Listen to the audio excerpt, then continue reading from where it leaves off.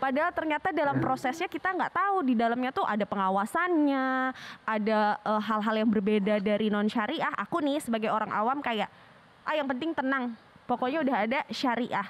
Ya, berarti ya sebagai kepala keluarga harusnya pada keluarga Iva dia mempunyai asuransi yang cukup sehingga kalau ada apa-apa yang ditinggalkannya pun bisa diberikan kekuatan untuk menjalani kehidupan berikutnya.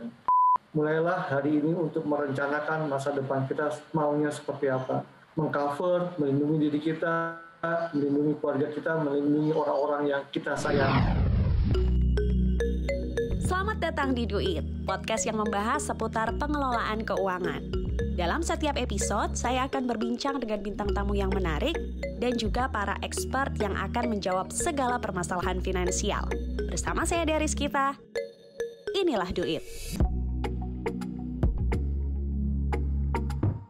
Bala Duit, kita lanjut ngobrolin tentang asuransi syariah bersama dengan Iva dan juga Pak Oti. Iva, ngomong-ngomong kiranya aku bisa melihat dari tatapanmu banyak pertanyaan ya. Ada Kak muncul-muncul. Muncul-muncul. Udah mulai pinter aku. Waktu lagi break juga nanya juga ya Iva ya. Iya. Luar biasa. Ada pertanyaan lagi buat Pak Oti? Boleh Kak. Kak Dea. Pak Oti, Assalamualaikum Pak Oti, sehat? Yes. Waalaikumsalam, alhamdulillah sehat. Biar syariah banget gitu ya pesannya ya. Oke, silahkan. Pak Oti, ini saya mau tanya sekedar jaga-jaga gitu. Asuransi syariah itu atau semua asuransi itu mengandung riba nggak sih Pak? Nah, gitu gimana tuh Pak Oti? Mengandung riba nggak gitu? Karena di ini Pak Oti, netizen nih banyak yang nanya Pak Oti, kayak hati-hati loh Mbak Dea, asuransi itu riba gitu bilang. Iya, kan kita takut ya, padahal butuh gitu. Gimana tuh Pak Oti? Tapi takut gitu. Saya batasi bicara mengenai asuransi syariah ya. Ya. Bicara asuransi syariah.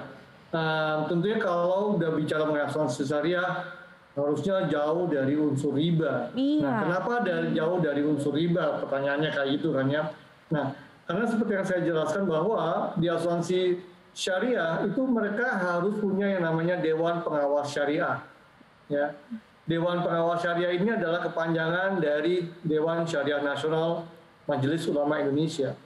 Nah, Dewan Pengawas Syariah ini bertanggung jawab terhadap setiap proses yang ada di unit syariah atau perusahaan asuransi jiwa syariah.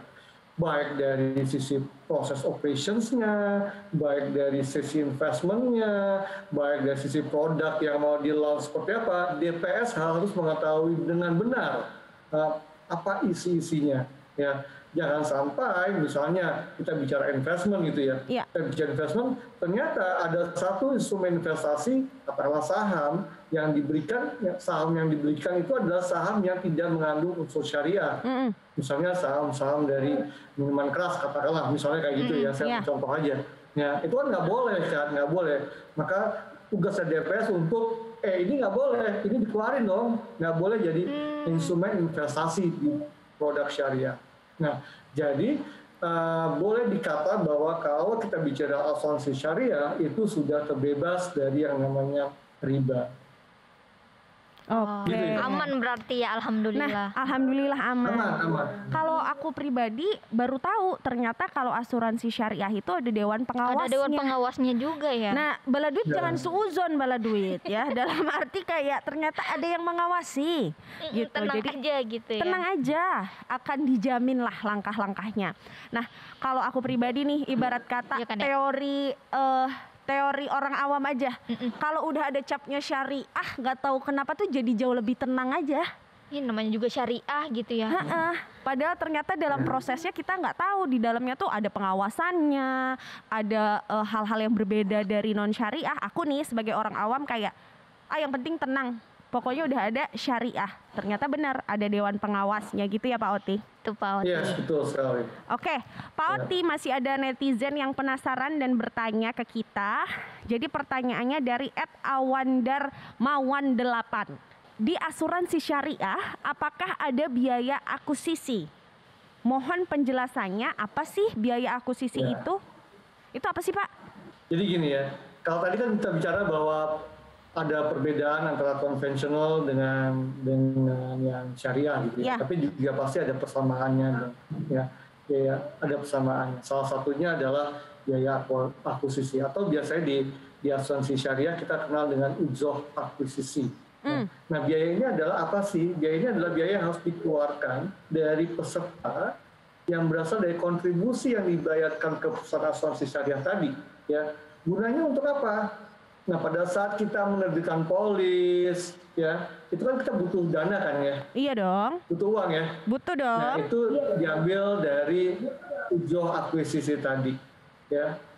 Nah, untuk pemasaran, untuk cetak polis dan lain-lain itu ambilnya dari ujroh akuisisi. Jadi hampir sama seperti yang konvensional lakukan. Konvensional kan juga kalau sudah pencetakan polis, gitu lah, biaya pemasaran, komisi dan segala macam buat si agent yang menjual, di syariah pun juga ada yang namanya ujroh akuisisi tadi. Fungsinya sama. Oke. Fungsinya sama. Fungsinya Ternyata banyak sama. ya istilah-istilahnya ya, kayak Nah, akuisisi, tuh kan ada akad, ada gitu. akad, ada Berasa polisi. kita tuh mau akad lagi apa gimana ya, Pak ya? Jangan dong. Akad sekali aja kemarin ya kalau akad sekali nikah ya, Pak. Kalau akad asuransi boleh berkali-kali. Boleh Nah, berkali-kali. bener kata Iva Jangan nih Pak sampai Oti, akad 2 kali. istilahnya itu banyak banget yang awam. Iya, ya kan? termasuk aku, Kak. Yes. Nah, kalau Pak Oti sendiri bisa dijelasin nggak sih Pak kira-kira tadi kan Iva sudah sempat singgung nih istilah-istilah yang kita harus tahu seputar asuransi. Syariah. Ya banyak banget sih istilahnya ya kalau kita mau telah satu-satu lah ya. Iya. Tapi beberapa hal yang saya pikir ya kita paling nggak tahu lah ya mengenai akad ya. Akad kan yang kita tahu selama ini cuma akad nikah doang kan ya. Iya Pak, dan kita Akad juga macam-macam akad udah tahunya ya. sekali aja deh akad Iya, nikah. kan sekali aja. Sekali aja udah ribet ya. Sekali aja udah repot. Udah repot. Udah repotnya berbulan-bulan gitu ya. Ya akad itu kan ada ikatan atau ijab dan kabul yang dilakukan berdasarkan prinsip-prinsip syariah ya. Jadi akad bahwa saya ingin gitu ya, saya terima gitu ya, itu akad ya. Di pengelolaan syariah pasti ada akadnya seperti itu. Ada istilah tabaru tadi beberapa kali saya sampaikan ada istilah tabaru itu adalah bahasa Arab tuh, artinya kebaikan ya. Akad hibah tanpa tujuan komersil atau secara ikhlas memberikan dana dari satu peserta ke peserta lain jika mengalami musibah. Jadi kayak saling gotong royong gitu ya Pak, bantu-membantu ya, tabaru. Betul sekali. Saling bantu-membantu ya. Jadi udah rela nih saya akan tabaru, saya udah rela bahwa uang ini saya berikan kepada peserta lain apabila peserta lain mengalami musibah. Itu. Ini dapat pahala nggak sih Pak kalau kita kayak gitu Pak? Ya pahala kan urusan yang di atas Iya Pak ya. sih. Iya, tapi kalau namanya tabaru aja Harusnya dapat pahala ya. Namanya saling membantu, Iya. saling kan membantu pasti. kebaikan, pasti kan kita dapat selain Amin. punya Iya. proteksi dan Iya. pahala juga Dapat pahala. gitu. Lanjut Pak. Ada wakalah bil ujroh ya, akad antara peserta dan pengelola di mana peserta memberikan kuasa ya, saya memberikan kuasa ke perusahaan ya syariah untuk mengelola dana tabarunya saya gitu ya, dan atas jasa pengelolaan tersebut pengelola berhak untuk mendapatkan upah atas pengelolaan tersebut yang biasa kita sebut sebagai ujroh ya, ujroh dalam bahasa ininya. Ujroh itu sama dengan Biaya gitu ya, Pak, kita berikan kepada pengelola. Ya. Ada yang juga namanya court ya, pinjaman yang diberikan dari pengelola kepada dana tabaru ya untuk membayarkan klaim-klaim apabila dana tabarunya berkurang. Jadi masih ada unsur perusahaan menolongi si dana tabaru ini apabila dana tabarunya minus nih. Nah cukup untuk bayar kewajiban, maka perusahaan tolonglah menolong ke dana tabaru, meminjamkan, ya memberikan court ke dana tabaru. Ya, nah itu sebagian istilah-istilah tentu masih banyak lagi lah. Kalau kita belajar nanti kita nggak lebih kita satu semester kurang lah ya. Iya kurang, kayak berapa SKS gitu ya Pak kita harus habiskan untuk belajar istilah-istilah ini. Oke, Iva gimana Pak? Sudah cerah belum nih kira-kira? Sudah cerah sedikit Kak, alhamdulillah. Nih Iva mau lanjutin pertanyaan yang tadi Kak nih. Boleh. Yang tadi pas break ya. Yang soal itu asuransi itu sama aja dengan BPJS atau bagaimana gitu? Nah, itu ini pencerahan yang lebih. Oke, ini pertanyaan yang awam juga nih Pak Oti, karena banyak netizen juga yang menanyakan hal yang sama kayak Iva. Apakah ketika memang sudah punya BPJS gitu ya, Apakah emang harus perlu juga tetap ya harus asuransi gitu? syariah lagi gitu tuh Pak. Gimana tuh Pak Oti? Ya, bagus pertanyaan sih bagus. Apakah kalau punya BPJS sudah cukup gitu ya? BPJS sudah cukup. Nah, kalau kita lihat dari Social Security ya, jaminan sosial yang ada di Indonesia, BPJS itu adalah sesuatu yang sifatnya mendasar sekali, Yap. ya, mendasar sekali. Ya. Kenapa mendasar sekali? Saya sampaikan karena sesuai dengan ada plafonnya sendiri, ada manfaatnya sendiri, gitulah ya. Lalu juga untuk yang asuransi kesehatan juga harus melalui fase-fase 1, fase 2 sampai tingkat lanjutan, seperti itulah yang dilakukan oleh BPJS. Apakah kita butuh asuransi jiwa tambahan selain BPJS? Ya, apakah kita butuh asuransi kesehatan tambahan selain BPJS? Pertanyaan seperti itu ya. Nah, di awal tadi saya sampaikan bahwa manusia itu tidak punya nilainya unlimited, tidak terbatas gitu ya. Pertanyaan adalah apakah yang di-cover oleh BPJS cukup buat kita? Yes. Ya. Kalau kita merasa bahwa apa yang di-cover oleh BPJS itu cukup, ya sudah, kita ikut BPJS saja dengan segala keberadaannya. Ya. Tapi kalau kita merasa bahwa saya ikut BPJS ternyata belum cukup nih, ya belum cukup. Nah, karena belum cukup, belilah atau carilah asuransi untuk mencukupi berapa kecukupan kita dalam mengcover kehidupan ini. Oke. Mengcover kehidupan Makasih, ini. Pak Oti. Terutama ini ibu-ibu lah ya, ibu-ibu ada Dea, ada Iva yang saya pasti yakin udah berkeluarga ya. Paling tidak sebagai kalau punya kepala keluarganya lah harus diasuransikan ya. Tadi kan dia sampaikan satu ayat ya, kalau sampai Anissa ya, dia ya, yang Iya, tinggal berikanlah orang yang ditinggalkan dengan kemampuan yang baik kan gitu ya, kurang lebih kayak gitulah ya. Iya. Ya, berarti ya sebagai kepala keluarga harusnya keluarga Iva dia mempunyai asuransi yang cukup sehingga kalau ada apa-apa yang ditinggalkannya pun bisa diberikan kekuatan untuk menjalani kehidupan berikutnya. Oke, sudah jelas ya Pak ya? Sudah jelas Kak. Sama juga Bala Duit, kalau misalnya Bala Duit sudah punya asuransi dari kantor, tapi coba dilihat lagi, ataukah sudah sesuai belum sama kebutuhan kamu. Kalau ternyata memang sudah sesuai ya sudah, tapi ketika mau lebih nyaman lagi, mau pakai asuransi mandiri, asuransi syariah yang aman juga boleh. Jadi semuanya based on kebutuhan dari Bala Duit masing-masing. Gitu ya Pak Oti ya? Tergantung kebutuhan. Yes, betul sekali. Tergantung kebutuhan masing-masing. Oke, Pak Oti, kesimpulan obrolan kita hari ini tentang asuransi syariah kira-kira apa nih Pak Oti? Dari Pak Oti mau menyimpulkan apa? Ya, asuransi syariah adalah salah satu options yang bisa kita gunakan dalam mengcover perlindungan bagi kita dan keluarga kita. Ya, asuransi syariah menonjolkan transparansi, gotong royong, toleransi, welas asih, hubungan interaksi antara seseorang dengan orang lain, ya. Dengan konsep yang sharing risk, ya, itu menambah keeratan, ya, di antara peserta dari asuransi syariah, ya. Itu yang bisa saya sampaikan. Aspek keadilan, ya, peserta di mana kalau peserta mendapatkan suatu resiko, ya, berhak mendapatkan klaim, tetapi kalau klaimnya tidak muncul, ada surplus underwriting. Ini aspek keadilannya yang bisa diberikan oleh asuransi syariah.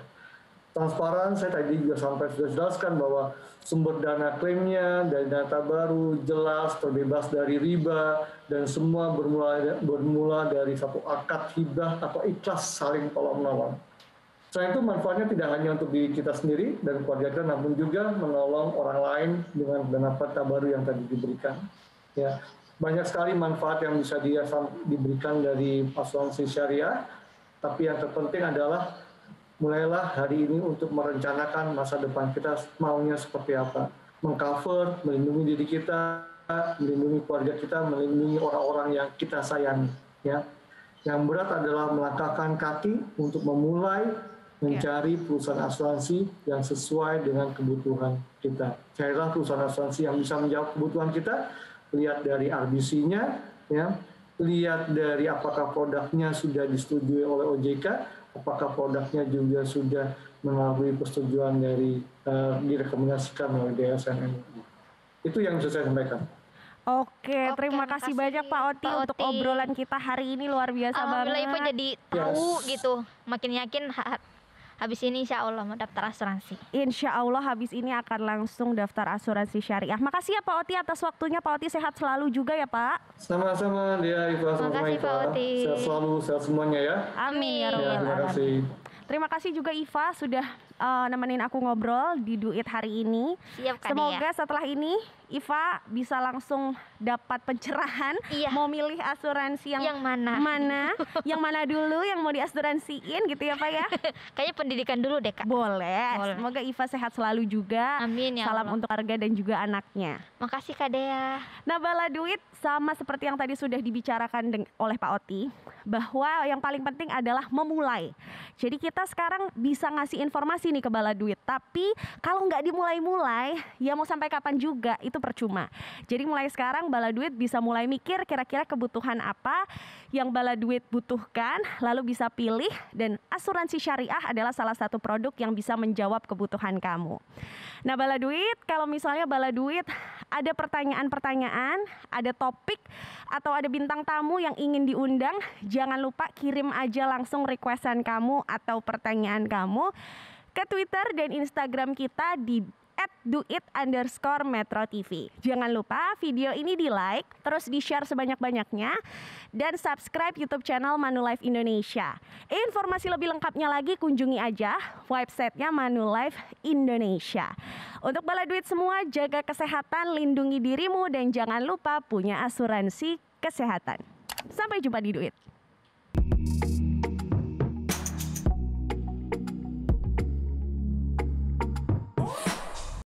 Dipersembahkan oleh